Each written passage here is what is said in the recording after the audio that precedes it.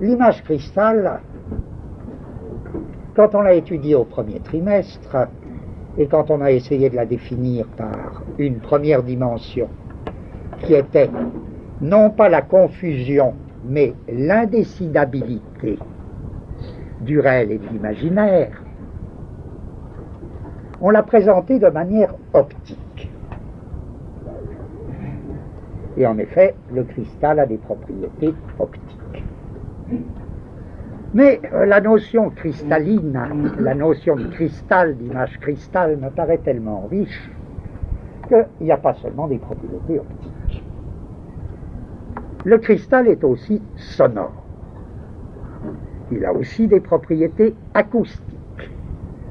Il a bien d'autres propriétés encore, des propriétés électriques, des propriétés enfin de toute nature. On verra ça au troisième trimestre, hein, après Pâques. On reviendra sur ce point. Or, que l'image cristal soit fondamentalement liée au temps, ça, on l'a acquis au premier trimestre. Vous vous rappelez sous quelle forme? Sous une forme très simple.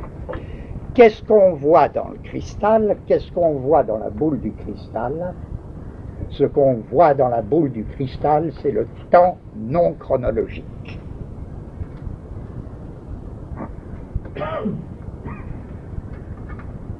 Donc, ça nous intéressait beaucoup pour le cinéma, mais ça nous intéresse beaucoup pour la philosophie aussi. Bien. En sens, le cristal est bien et peut, à juste titre, être appelé un cristal de temps. Dans la mesure où ce que l'on voit dans le cristal, c'est le temps dans sa fondation. C'est la fondation du temps qu'on voit dans le cristal. Si c'était vrai, ce serait beau. Bon. À cet égard, comme ça va de soi,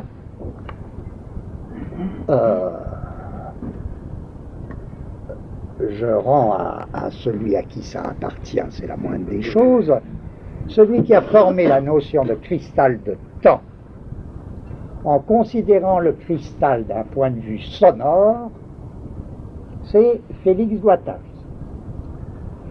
qui a développé ce thème des cristaux sonores conçus comme cristaux de temps. Il l'a développé dans un livre qu'il a fait seul et qui s'appelait L'inconscient machinique.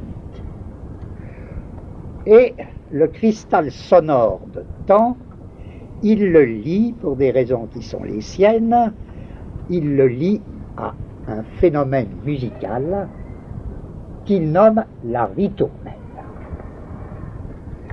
La ritournelle, ce serait un cristal sonore de temps. On voit bien que c'est une idée très riche, peu importe, je n'essaie pas de la commenter. Lui, il applique ça notamment à une étude sur Proust et concernant la petite phrase musicale chez Proust. Bon, j'essaie pas de commenter parce que, je veux dire, tout ce qui me soucie, c'est que ça vous dise quelque chose, tout ça, c'est que ça vous dise un petit quelque chose. Que vous vous disiez, ah bon, oui, je suppose qu'un certain nombre d'entre vous se disent, ah bon, c'est intéressant. On en est là. Voyez, il y a des images cristal. Le cristal ou l'image cristal n'est pas seulement optique, elle est sonore. Tout cristal révèle le temps. Donc, il y a des cristaux sonores de temps.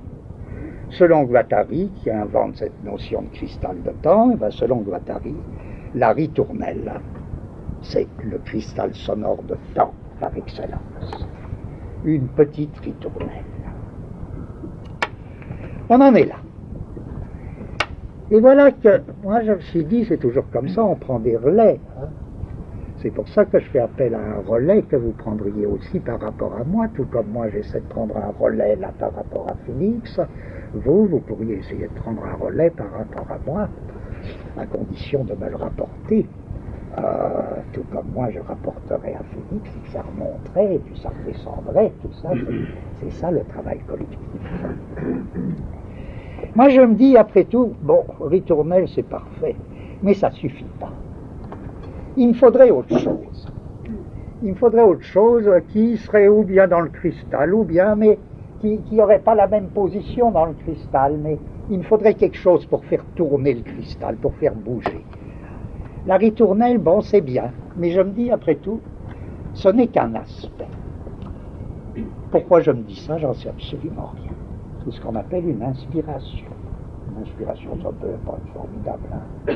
Je me dis, ben non, la ritournelle, c'est bien, c'est parfait. Mais je veux quelque chose d'autre, je veux quelque chose d'autre. Si je le veux, je vais bien le trouver. Hein. Et voilà que je me dis, alors tout ça, à quoi je peux opposer la ritournelle? Je rêvasse. Je veux dire, c'est presque pas une leçon, une proposition de méthodologie. Vous voyez, j'ai l'impression que Félix ne nous dit qu'une moitié. Encore une fois, pourquoi cette impression? Je n'ai pas à me justifier. Qu'est-ce que ce serait l'autre moitié? Ah, ben oui. Ce serait, je me dis, pourquoi est-ce qu'on n'essaierait pas d'opposer alors? La ritournelle, c'est quoi? C'est lié à la ronde, le rondeau, le chant des oiseaux. Le chant des oiseaux, et Félix et moi, on s'est beaucoup occupés à un moment du chant des oiseaux. Qu'est-ce qu'on a travaillé là-dessus? Oh là là! On n'en pouvait plus du chant des oiseaux, depuis je ne supporte plus d'entendre un oiseau. Affreux, surtout que c'était des notions techniques, c'est très technique le chant des oiseaux. À un moment on en savait lourd, mais j'ai tout oublié. Chant des oiseaux, bon, je me dis, dans la musique. Alors là-dessus, ça me fait un embranchement. Dans la musique, il y a eu une grande période du chant des oiseaux, avec la polyphonie du Moyen-Âge et de la Renaissance. Il y a un musicien célèbre, un grand musicien français, Jeannequin, mais tous faisaient du chant des oiseaux en polyphonie. Alors ça me donne une direction. Il y a les fameux, je ne peux pas les chanter, mais c'est des disques admirables, on trouve les disques de Jeannequin, les fameux free, qui forment une petite ritournelle délicieuse, une délicieuse petite ritournelle. Je suppose que parmi vous, il y en a qui connaissent Jeannequin. Bon, c'est à ceux-là que je m'adresse. J'aimerais bien des petits détails là-dessus, sur le chant des oiseaux au Moyen-Âge et pendant la Renaissance. C'est une direction. Comment qu'ils organisent? Pourquoi la polyphonie est-elle liée à la ritournelle? Qu'est-ce que c'est ce lien polyphonie-ritournelle? Bon, ça fait déjà appel à des notions qui me dépassent. Mais si vous me les apportez, si vous m'apportez des directions de recherche, je serai vraiment content. Mais à peine j'ai indiqué cette direction musicale que je me dis, ben oui, je l'ai mon autre truc. Qu'est-ce que c'est qui distingue?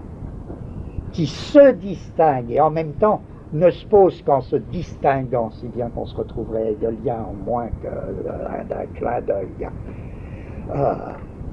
Et bien j'ai trouvé, c'est le galop. C'est le galop. Je veux dire, là aussi, pas de justification, ça doit vous paraître évident. C'est le galop. Le galop? Et oui, le galop. C'est pas une ritournelle, le galop. C'est un vecteur linéaire, avec précipitation, vitesse accrue. Vous me direz, la ronde aussi peut prendre une vitesse accrue, d'accord. Mais c'est pas une ligne, c'est pas une ligne c'est pas un vecteur. C'est pas un vecteur. Le galop. Pour que ça marche, il faudrait que le galop soit un élément musical aussi important que la ritournelle. Mais j'avance. Je parle tout seul. J'avance énormément. Voilà que je vois ce que je voudrais montrer. Rien que pour faire râler les musiciens, les musicologues, c'est toujours une joie. Je dirais, les deux grands moments de la musique, les deux grands mouvements de la musique, c'est la ritournelle et le galop. Comme ça, on est sûr ou bien de ne pas être entendu, ou bien d'être injurié. deux avantages inappréciables. Injurier sous la forme d'incompétent, lamentable, tout simplement. Le galop, en même temps, c'est pas en équilibre. Le galop, en musique, il n'est qu'instrumental. On peut peut-être faire des galops vocaux, mais c'est avant tout instrumental. La ritournelle, la polyphonie, elle est fondamentalement vocale. Le chant des oiseaux, il est fondamentalement vocal. Au Moyen-Âge et dans la Renaissance. Alors, voilà qu'un type, c'est pour vous donner un exemple de ce que je souhaite, voilà qu'un type me dit, mais en effet, il y a des galops. Et dans des écoles du Moyen-Âge qu'on a redécouvert que très récemment, il y a des galops.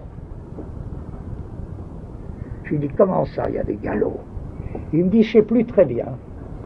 Bon, ça se bouche. Vous voyez, une direction, on croit que ça y est, ça se bouche. Il me dit, 14e siècle, il me cite des noms, pour moi de musiciens absolument inconnus. Et il me dit, du côté des troubadours, il y a des galops instrumentaux. Et puis il me dit, mais chez Jeannequin, et là il connaît bien Jeannequin, ce monsieur en question, il me dit, il y a une bataille de Marignan. Il y a une bataille de Marignan avec du galop descriptif, instrumental. Je lui dis dans mes bras, ça marcherait. On pourrait dire qu'il y a deux pôles non symétriques, les galops et les ritournelles. En d'autres termes, la musique aurait pour éléments principaux le cheval et l'oiseau. Elle aurait pour... j'annoncerai à Félix cette triste nouvelle, qu'il y a le cheval aussi. Bon. Mais qu'est-ce qu'on peut tirer de ça? Je veux dire, c'est pas pour rigoler tout ça.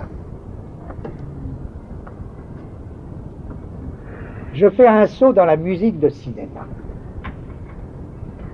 Parce que ça me donne alors quelque chose de... Il y a un problème qui traîne au niveau de la musique de cinéma. C'est, y a-t-il une spécificité musicale de la musique de cinéma, ou est-ce que la musique de cinéma, si elle était bonne, serait de la bonne musique, et un point c'est tout. Vous savez qu'elle est rarement bonne. Je mets de côté, ce qui est un tout autre problème, l'usage dans le cinéma de grande musique. Par exemple, dans le dernier Godard, et 1000 autres exemples. Ça, c'est un problème spécial, qui pose toutes sortes de questions d'ailleurs, mais c'est un problème spécial. C'est pas celui-là que je veux poser. C'est le problème d'une musique de cinéma. Or, la musique de cinéma. Le problème tel qu'on le pose classiquement, c'est tantôt on nous dit, et il y a beaucoup de musiciens de cinéma qui disent, il n'y a aucune raison qu'il y ait une spécificité de la musique de cinéma. Ils nient la spécificité. Et il y en a d'autres qui reconnaissent la spécificité, mais ils la reconnaissent mal, à mon avis. Parce qu'ils la reconnaissent de manière hegelienne. Et c'est Eisenstein. Et c'est d'une manière à peine différente Adorno. Tous les deux sont hegeliens. Reconnaître la spécificité de la musique de cinéma de manière hegelienne, il n'y a pas à s'en faire. Ça consiste à dire, la musique de cinéma est auditive, sonore, comme toute musique, mais elle est inséparable de l'optique de l'image visuelle. Elle doit entrer dans des rapports d'opposition dialectique avec l'image visuelle de telle manière qu'en est une synthèse supérieure. Ce n'est pas de la même manière que Eisenstein et Adorno conçoivent cette synthèse dialectique. Tous deux conçoivent la musique de cinéma comme inséparable d'une synthèse dialectique visuelle sonore. C'est-à-dire, ils insistent, la musique ne doit pas accompagner l'image, elle doit avoir sa propre autonomie, mais précisément, la réaction de l'auditif sur le sonore doit créer une troisième réalité, qui est la réalité cinématographique. Oui. Moi, je dis, c'est pas bien, parce que c'est pas bien, puisque ce serait référé à un rapport entre les deux. Il faut que ce soit dans la musique en tant que musique que quelque chose apparaisse de spécifique à la musique de cinéma. C'est ça que je voudrais. Encore une fois, pourquoi ça m'est égal pour toi. C'est ça que je voudrais. Alors je dis, et ben voilà. Est-ce que la musique de cinéma ne dégagerait pas à l'état pur ces deux éléments cachés dans toute musique, mais lui les ferait ressortir à l'état pur, et précisément là, en fonction des données de l'image visuelle, à savoir, dans la musique de cinéma, éclaterait ces deux éléments constituants de toute musique, le galop, la ritournelle. Ah bon, qu'elle soit bonne ou mauvaise. Hein? Alors ça donnerait quoi, ça? Je prends les exemples les plus simples et les plus nuls d'abord. Le western. Le western, ben, il y a la musique galop. Il y a le galop descriptif qui accompagne les grandes galopades du western. Et comme greffé sur ce grand galop du western, il y a la petite ritournelle qui s'élève, généralement à l'harmonica.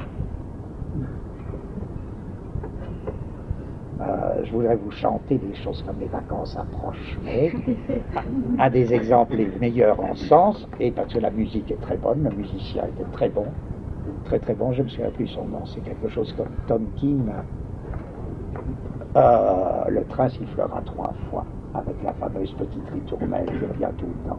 Si toi aussi tu m'abandonnes, oh mon unique amour. Très émouvant.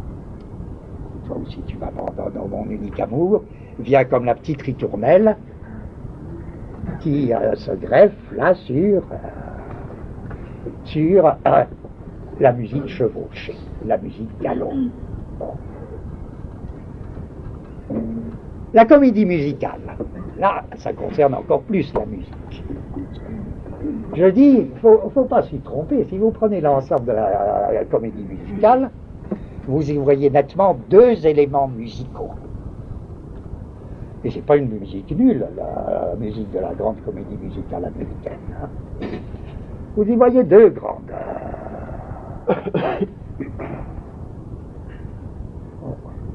Les galops, ça peut être de toutes sortes. Je fais une parenthèse dans la parenthèse. Pensez à Honegger, qui a fait énormément de musique de cinéma. Le train, c'est une musique de galop. Typiquement un galop. Oui, c'est un grand galop, la musique de train. Bon, ça, le cinéma, qu'est-ce qu'il en a tiré parti, et parfois de manière très très belle, la musique de train. Bon, et ça n'empêche pas, dans le train, il y a le petit harmonica qui danse la ritournelle. Il y a toujours la complémentarité, hein. Les oiseaux et les chevaux. Alors, dans la comédie musicale, qu'est-ce que vous avez? Vous avez deux grands moments, deux grands mouvements. Qu'est-ce que ça a apporté, là, déjà, la comédie musicale? Par exemple, avec Berkeley, quand c'est pas encore très individué, quand c'est vraiment la troupe, quand c'est vraiment du collectif, c'est évident ce que ça apporte. C'est un curieux galop qu'on appellera aussi bien le pas. Dans énormément de comédies musicales, vous avez un élément militaire. Un élément militaire sexualisé, souvent sous forme de la troupe des girls. Les girls, c'est un sous-prolétariat. C'est le sous-prolétariat d'Hollywood, les pauvres, les malheureuses. Qu'est-ce qu'elles font? Elles font le train, elles font le pas, elles marchent comme des militaires, etc. Et en même temps, c'est des pas très rythmiques. Bon, ça, c'est l'aspect galop. Dans les grands films de Fred Astaire ou de Kelly, vous trouvez cette forme fondamentale du pas collectif. Et puis, vous avez la petite chanson, vous avez la petite ritournelle. Donc, ça marche. Le galop et la ritournelle, je peux dire, est-ce que ce ne serait pas, donc, les deux manifestations pures de la musique du cinéma? Il me faudrait des confirmations plus sérieuses. Je les pressens. Confirmation plus sérieuse, eh ben, j'en vois une. Évidemment, ce qui va tout troubler, c'est que je relie ça au problème du temps. On ne perd pas de temps, vous savez, hein, parce que ce sera autant de fait pour le 3e trimestre, quand j'aurai plus à revenir sur l'aspect sonore du cristal. Hein. Sauf avec tout ce que vous allez m'apporter, mais la semaine prochaine. Hein, il faut que ce soit avant Pâques que vous allez m'apporter. Hein. Parce que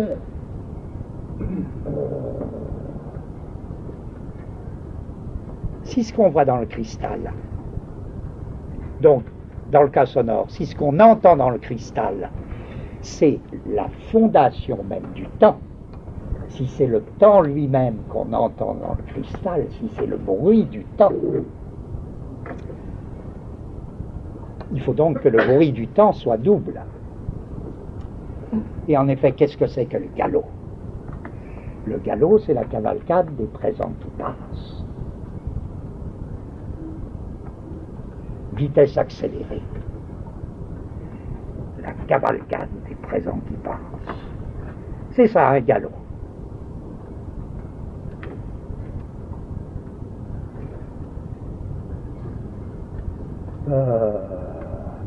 Et la ritournelle, c'est quoi? La ritournelle, c'est la ronde des passés qui se conservent. Oh, que c'est bien, hein, j'avais pas cette idée-là. C'est très bien, ça.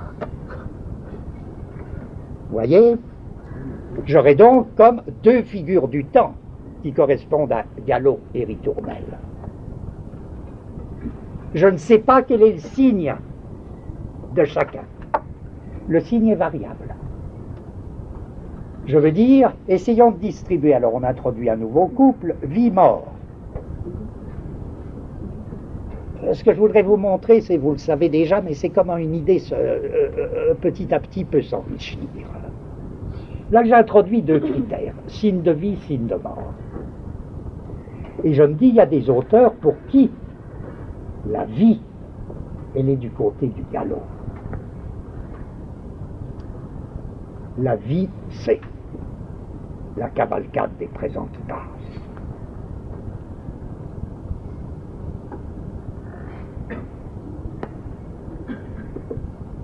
J'en connais un au moins, un grand auteur de cinéma pour qui la vie, c'est la cavalcade des présents qui passent et qui trouvera une expression parfaite sonore dans le French Cancan. C'est donc Renoir.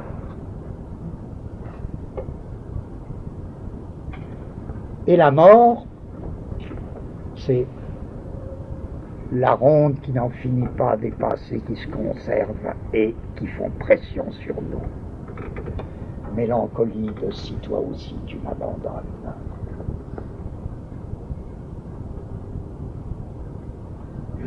La petite chanson qui nous enfonce dans le passé, qui nous ramène au passé, qui nous arrache des larmes sur nous-mêmes. La petite ritournelle, c'est la mort. Autre possibilité. La cavalcade des présents qui passent va vite. Elle nous fait courir. Mais où courons-nous? Pas du tout dans la vie. Nous courons au tombeau.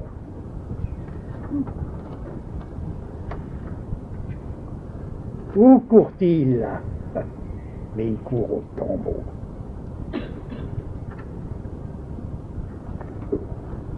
Et au contraire, la petite ritournelle, c'est la vraie vie. C'est ce qui nous sauve. C'est ce qui nous sauve de la course au tombeau. C'est l'épreuve de l'éternel.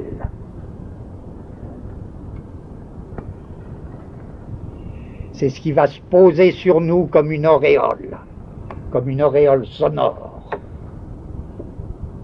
et nous soustraire, ne serait-ce qu'un instant, à la course au tombeau. Là, les signes sont inversés, c'est la ritournelle qui contient la vie, et le galop qui nous mène à la mort. Y a-t-il un grand auteur de cinéma qui a fait ça? Oui. est sans doute celui qui a eu les noces les plus étranges avec un des plus grands musiciens de cinéma, c'est Fellini. Chez Fellini, il y a perpétuellement des galops.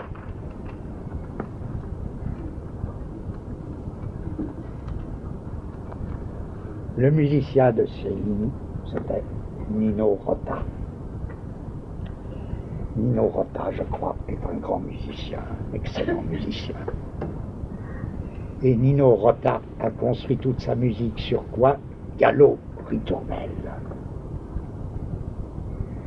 Et chez Fellini, ce qui s'accompagne d'un galop et ce qui constitue un galop, c'est les fameux travelling de Fellini, qui passent sur une file, pensez par exemple la file des curistes dans 8,5, avec leurs petites timbales. Où vont-ils avec leurs petites timbales? Ils vont à la mort. Ces fameux visages de Fellini, ces fameuses têtes de Fellini, qui sont prises en un travelling très lent, mais il y a des galops très lents, qui sont prises dans un galop ralenti, et où chacun à son tour fixe la caméra comme s'il était un oiseau de proie, là, surpris par la lumière. Vous savez, c'est ces visages de Fellini qui fixent tout d'un coup la caméra dans la caméra, et qui semblent être extraordinairement inquiétants, qui semblent être comme surpris perpétuellement dans une mauvaise pensée, une mauvaise action. Ces espèces de monstres, toute la série des monstres de Satyricon, la série des monstres de 8,5, tout ça. Là, vous avez l'équipe est toujours avec une petite musique, qui s'accompagne très souvent d'une marche alors précipitée, et qui est très frappante chez Nino Rota. Vous remarquerez que quand Rota a fait de la musique pour d'autres que Fellini, par exemple pour Visconti, c'était de la très bonne musique, il a fait notamment la musique de Rocco, ça marche pas. Je veux dire, il me semble en tout cas, ça marche beaucoup moins. Si on demande à un cas où il y a eu rencontre, tout comme il y a rencontre parfois entre un grand metteur en scène et un grand acteur, ben, s'il y a eu rencontre dans l'histoire du cinéma entre un grand musicien et un grand metteur en scène, c'est la rencontre Fellini-Rota. Et puis, de cette marche précipitée, ou de ces longs travelling de Fellini, tout d'un coup, optiquement, quelqu'un sort de la file. C'est par exemple le visage comme pur et purifié, le visage comme lavé de Claudia Cardinal, l'infirmière rêvée qui distribue les timbales aux touristes, à la ligne des touristes. Et là, c'est plus un galop. Autour de ce visage se forme une lumière circulaire qui l'extrait de la file et qui est déjà comme une ritournelle visuelle, en même temps que la musique de Rota produit une véritable ritournelle sonore. La ritournelle, c'est la marque d'élection. C'est la chance que quelqu'un soit sauvé de cette perpétuelle course au tombeau. Perdu, sauvé, perdu, sauvé. Perdu la file des curistes qui court à la mort. Sauvé peut-être. L'infirmière auréolée sur laquelle se pose un instant la ritournelle. À la fin de 8,5, est-ce que tout sera sauvé? Il semble, sous la conduite de l'enfant blanc, à la flûte, s'organise une espèce de ronde où il semble que tout sera sauvé. Ou bien est-ce que tout sera perdu à la fin de Casanova, la machine de mort, le galop atteint son stade suprême dans la grande danse avec la poupée mécanique. Et la cassure, les débris de cette femme machine. Yann sera sauvé, tout sera emporté par la mort. Mais Fellini n'est ni dans l'un ni dans l'autre. ni dans la fin supposée heureuse de 8,5, ni dans la fin supposée tragique de Casanova. Et ce qui le prouverait le plus, il me semble, c'est Prova d'Orchestra. Car dans Prova d'Orchestra, vous avez à l'état pur la répétition d'orchestre qui a quel sens? Eh bien, constituer les deux éléments. Les constituer d'abord de manière autonome, et puis les mélanger de plus en plus pour montrer qu'on ne sait jamais d'avance qui sera perdu ou sauvé. Et toute la fin, ça va être quoi? Ça va être un splendide galop de violon, pour ceux qui se rappellent. Car il y a un galop, les violons sont un instrument de galop fantastique, formidable. Un splendide galop glissé, comme une espèce une sorte de galop glissé de violon. Bon. Et dans ce galop de violon se forme une petite ritournelle, une petite phrase. Puis le galop reprend et la petite phrase reprend. Et là se fait une compénétration des deux éléments sous la forme sauvé, point d'interrogation, perdu, point d'interrogation, sauvé, perdu, perdu. Et c'est très beau. Les Prova d'Orchestra, c'était quand même, me paraît, une grande réussite. Bon, donc on pourrait dire ça du cinéma. La musique de cinéma jouerait de ces deux éléments fondamentaux et en ferait comme par réaction les éléments fondamentaux de toute musique possible. Encore faudrait-il que ce soit là dans la musique. C'est là que je reviens aux questions que je me pose. Donc, je dis qu'il y a des recherches à faire au niveau du Moyen-Âge sur les galops et les ritournelles et le rapport entre les deux. Si on saute bien des siècles, la bataille de Marignan, ça m'intéresserait beaucoup, par exemple. Si on saute des siècles, eh bien là, comme j'ai quand même déjà demandé des renseignements, il y a Clément Rosset, qui est un très bon philosophe de musique, à qui j'ai demandé. Notamment, il vient d'écrire dans la dernière Nouvelle Revue Française, dans le dernier numéro de la Nouvelle Revue Française, un article sur la ritournelle, où il reprend le problème de la ritournelle. Alors c'est bien parce qu'il nous donne raison, à Félix et à moi. Mais il parle que de la ritournelle. Alors, je lui dis comme ça, bon, vous voyez, c'est ça, prendre des renseignements, essayer de chercher quelque chose. Je veux dire, on n'est pas censé tout trouver tout seul, hein, c'est trop fatigant tout ça, et puis j'y connais pas, moi.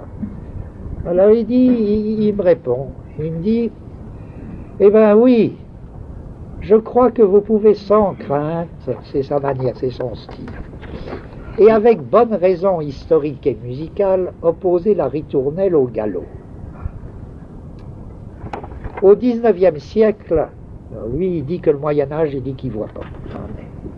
Il dit au XIXe siècle, le galop est une danse vive, d'origine austro-hongroise, qui met fin au bal, bouquet de la soirée.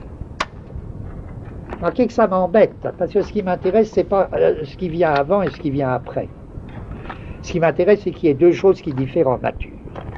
Que ça s'organise l'un avant, l'un après, ça voudrait laisser tomber ça. Mais enfin, on en trouve trace dans maintes finales d'Offenbach, confère le célèbre galop final de la fin de l'acte 3 de la vie parisienne. Auparavant, le galop est moins une danse à part qu'une coda accélérée qui met fin à un enchaînement de danses. Lui, il tient l'idée, le galop termine. C'est pas faux non plus d'une forme de galop qui est la farandole, qui aura dans le cinéma un auteur génial, à savoir Grémillon. Il y a une farandole dans tous les films de Grémillon. Grémillon, ce serait l'auteur de Galop farandole. Auparavant, le galop est moins une danse à part qu'une coda accélérée qui met fin à un enchaînement de danses, suite de contredanses, quadrilles. Et cela dès la Renaissance, me semble-t-il. Alors peut-être qu'ici, il y a des Espagnols, là. Il me faudrait, il y a eu une année où il y avait des Espagnols, et puis là où j'ai besoin d'Espagnols, il ne va pas y en avoir. Ça se retrouve par exemple encore aujourd'hui dans la, alors comment qu'on prononce, Rota. Non. Rota. Dans la rota. Danser en Aragon. Suite de retour d'un même thème très simple, ça c'est donc ritournelle, suite de retour d'un même thème très simple, tantôt plus rapide, tantôt plus lent, mais qui se termine par une sorte de galop endiablé que les Espagnols appellent estribillo. Ils appellent ça estribillo. Vous vous rendez compte? De estribo, je lis toujours la lettre de Rosset, de estribo, étrier. C'est donc l'idée de galopade. Estribillo désigne aussi littéralement le vers que l'on répète à la fin de la strophe pour marquer cette fin. Il me semble qu'il y a un phénomène un peu analogue dans les morceaux de rock. Alors je me dis quand même, il me parle du rock. Prenons la succession des chanteurs américains, les crooners et les rockers. Il y a quelque chose qui m'embête beaucoup là-dedans. Les crooners, c'est tout simple. C'est la chanson ritournelle. Bon, c'est la petite ritournelle. Les crooners, c'était ça. Quand les rockers sont arrivés, moi, je me dirais, bon, les rockers, ça a été évidemment l'imposition d'un galop. Et c'est normal. C'est normal. On en avait plein. On n'en pouvait plus de la ritournelle. On est passé au galop. C'était le galop. Alors, un galop très, très, très important, très bon. Oui. Qu'est-ce qui ne va pas? Vous comprenez? Je regarde dans mon dictionnaire anglais, c'est vous dire s'il faut faire des recherches. Et d'où ça vient, rocker? Et je m'aperçois, à la rigueur, je me disais, ce serait bien, des cailloux, ça dégringole, c'est un galop de cailloux. Mais ça vient pas du tout de cailloux. Ça vient d'un tout autre de rock, qui est la berceuse, le mouvement de bascule. Alors là, j'y comprends plus rien.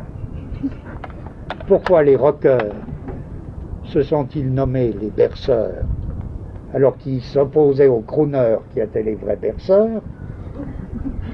Il y a quelque chose qui n'est pas clair. Il y a là quelque chose de scandaleux, ça. Il faut à tout prix s'arranger de ça. C'est une objection très sérieuse, mais il faut s'en tirer. Ça, c'est dramatique. Puis ça, donc, ça m'embête. Mais heureusement, alors on oublie ça, mais j'aimerais bien que vous me trouviez une manière de s'en tirer. Et enfin, quel est le grand d'ailleurs, Rosset, dans son article sur la ritournelle, l'invoque. Le morceau de musique parmi les plus beaux, qu'il faudrait analyser en détail, très simple, morceau de musique très très simple, c'est évidemment le fameux boléro. Le fameux boléro. Qu'est-ce que c'est le boléro? Vous avez une petite phrase. Là, il serait typique à croire que Ravel l'aurait voulu comme ça. C'est une petite phrase, la petite phrase célèbre que vous avez tous dans la tête, puisqu'il suffit de l'avoir entendue une fois pour ne plus jamais l'oublier. Bon. Ravel, il disait, qu'est-ce que j'ai fait? Rien d'autre que ça. J'ai inventé une petite phrase et j'ai su l'orchestrer. Car la petite phrase, dans toute la durée du boléro, ne change absolument pas. Je veux dire, il n'y a aucun changement mélodique et aucun changement rythmique. Il n'y a aucun changement rythmique dans tout le boléro. Il y a uniquement changement de vitesse, changement d'intensité.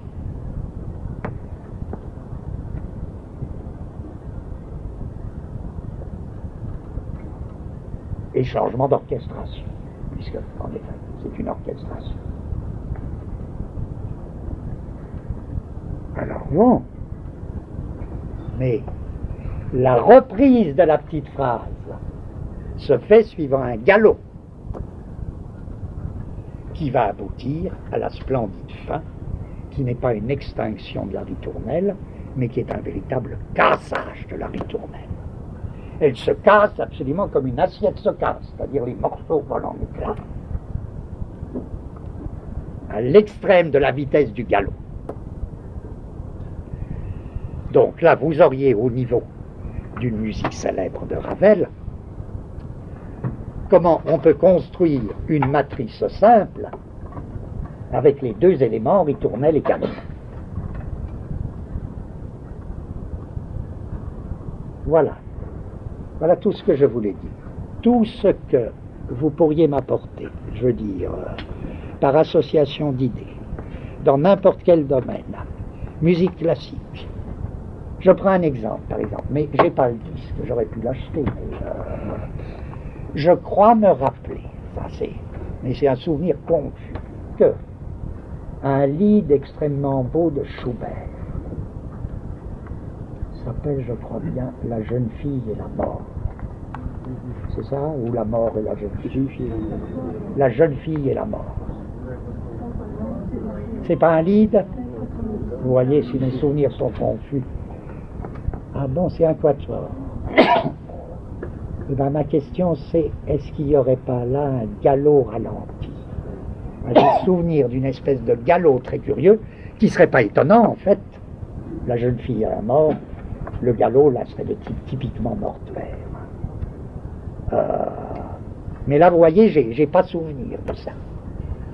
Au point que je croyais que c'était un livre.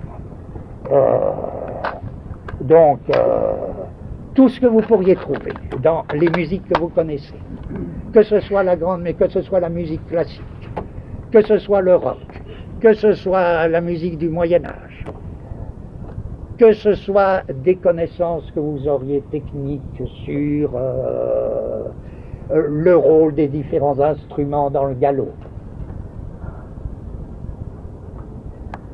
Tout ça, je considère comme un simple détail, me tirer de difficulté pour l'affaire du rock, ce qui est urgent, mais enfin, ce qui n'a pas grande importance. Voilà, tout ce que vous pourriez m'apporter en sens, vous auriez ma reconnaissance très profonde. Et bien entendu, je vous donnerai 12 UV pour toute votre vie. Voilà. Même plus. Voilà. Bon, c'est ce que je voulais dire.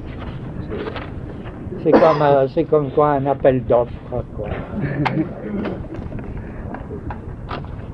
Bien. Là-dessus, on y va. Alors, je voudrais, si vous avez trouvé ça, quoi que vous trouviez, vous me le trouvez, vous me le racontez la semaine prochaine. Parce qu'après, je sens qu'il sera trop tard. Il sera trop tard pour moi, ça. Soyez gentils, cherchez.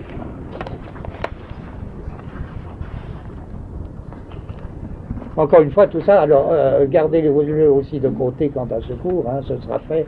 Le cristal sonore, on n'en parlera plus au 3e trimestre. Bon, eh bien, on y va là-dessus, on recolle avec le point où on en était.